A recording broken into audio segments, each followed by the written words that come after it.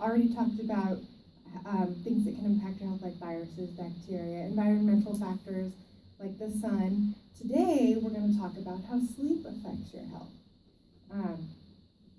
Our objectives today are that the students will be able to, can somebody read the first one for me?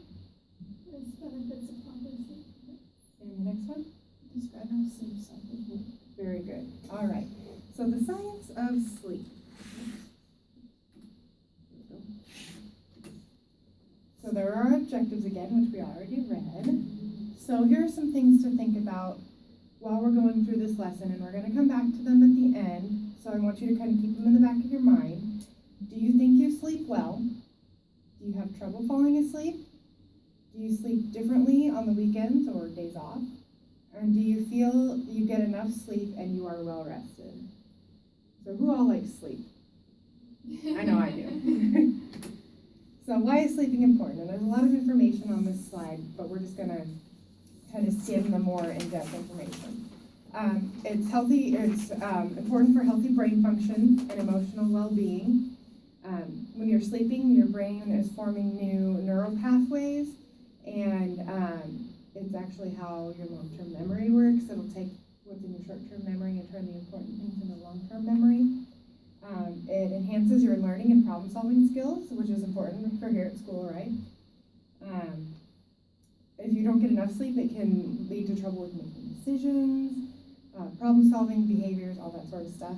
You might have seen a cranky little kid before. Behavior problems, right? And it can increase your stress. So it's also beneficial for your physical health. It's involved in the healing and repair of your heart and blood vessels while you're asleep. Those things start to heal.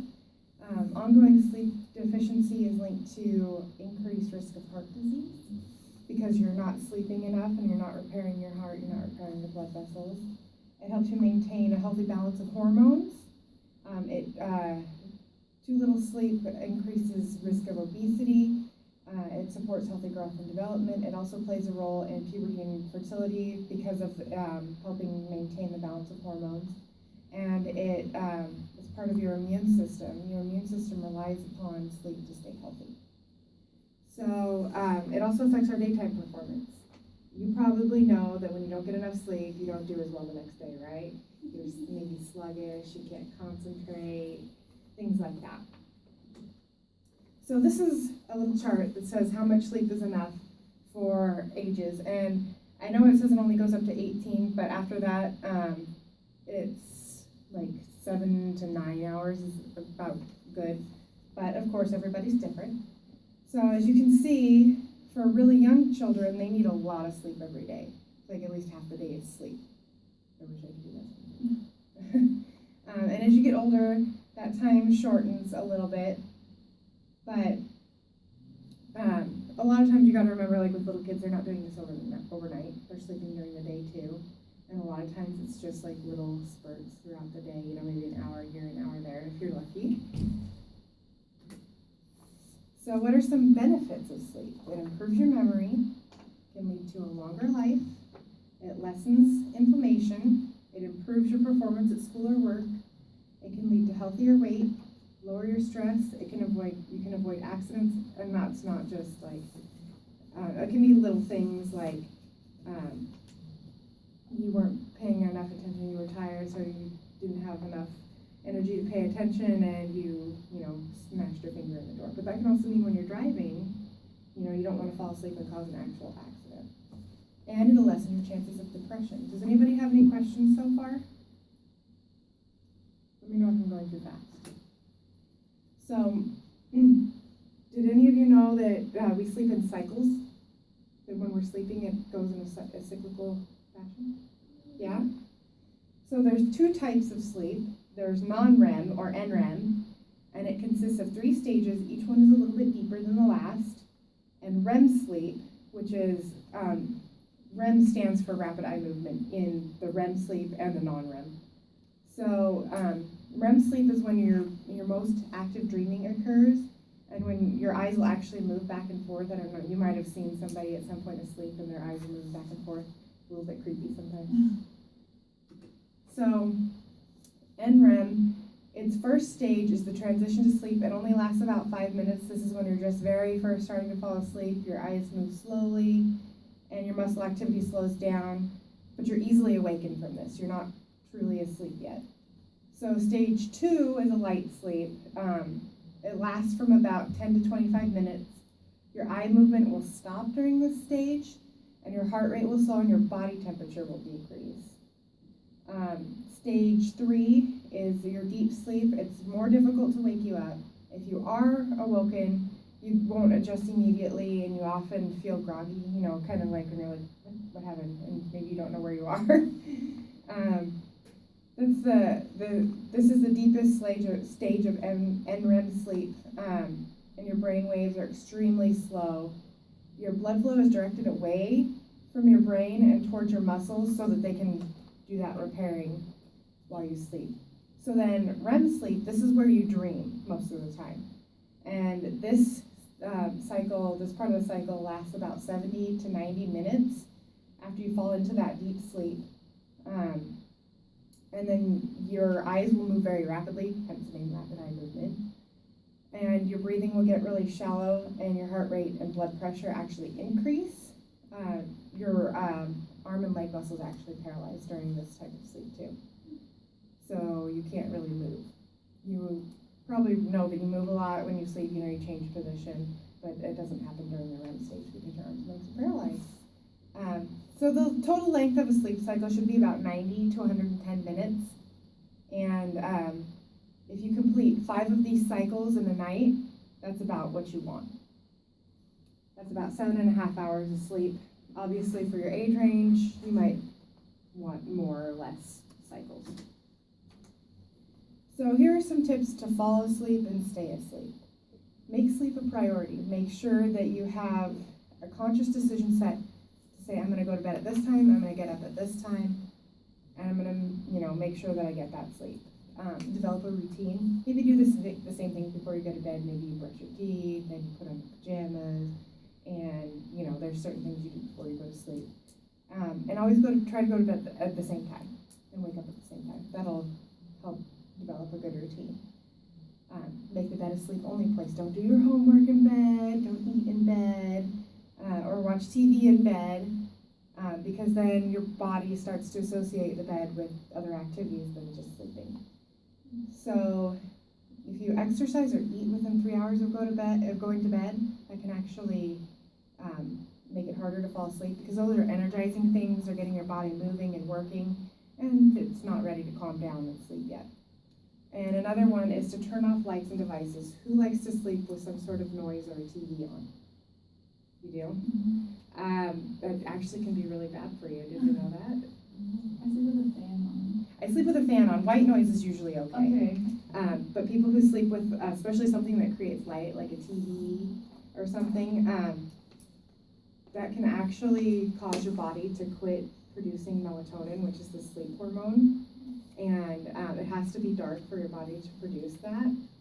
So when you sleep with a TV on, it'll actually wake you up. And I know I had a roommate once that slept with a TV on all the time, and it drove me insane. I'd have to wake up in the middle of the night and turn it off so I could go back to sleep. So, does anybody have any questions about any of these? Any suggestions, maybe, on how you could? I have a question, actually. Sure. What's like the best kind of sleep for a taking a nap? Like what? Should you sleep for a certain amount of time in a nap? Naps can be tricky because you don't want your body to think that it's going to sleep. Yeah. Most of the time, what most experts say is let your body sleep. If you can, just let your body sleep as long as it wants. Mm-hmm. But a lot of people say that like 10 to 15 minutes, or like no more than 20 minutes, is usually pretty good. That'll get you in like a light sleep, where you're pretty easily woken up. You're not going to be groggy, stuff like that. I know one of the things that I need to fall asleep is a cold room. Mm-hmm. I don't like it to be too hot. If it's too hot, I can't fall asleep, even just a little bit. But I've always been that way. If it's too hot, I can't function. So we're coming back to these questions we were thinking about. How do you feel now? Do you think you sleep well? Yes or no? Yes? Yeah, I mean, I get 7 to 8 hours every night. I don't feel that's enough for me. I always wake up tired and right? Do either of you have trouble falling asleep? Do you Depends sleep? if I have a lot of them. Right. Yeah, that can be an issue too. Do you sleep differently on the weekends or when you have time off? But do you go to bed later too? Yeah. So you're still probably getting about your normal amount of sleep. You're going to bed later. Do you feel you get enough sleep and are well rested? At least most of the time. That's pretty good. Sleep's pretty important. So that's the end of the slideshow. So now we have a little activity. I'm going to put some things up on the board and I'm going to have you help me fill in the blanks. But I need to turn the camera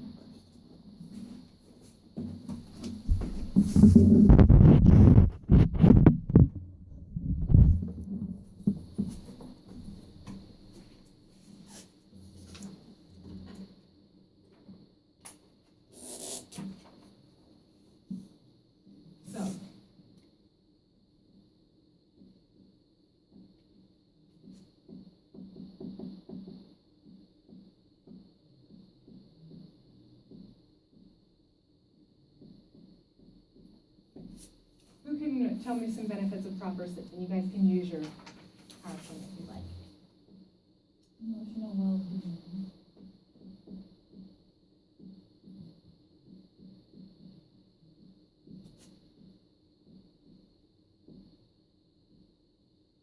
What else?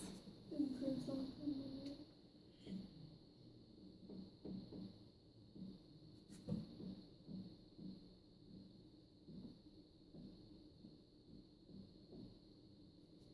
Healing and repairing of the heart and blood vessels.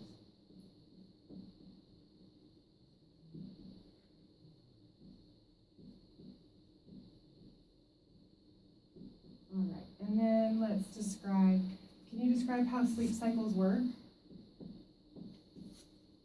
There's the NREM, Right, which so has there's 3 stages. the N, then, and it has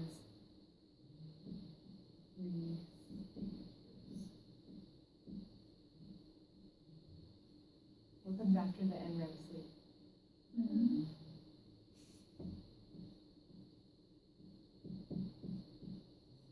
And what happens in REM sleep? Okay. Right, you are paralyzed.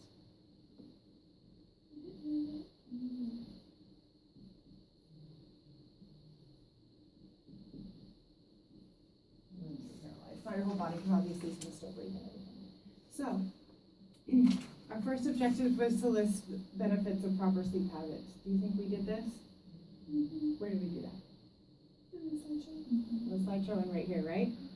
And then we described how proper sleep cycles work in the slideshow, and we briefly described it right here, right?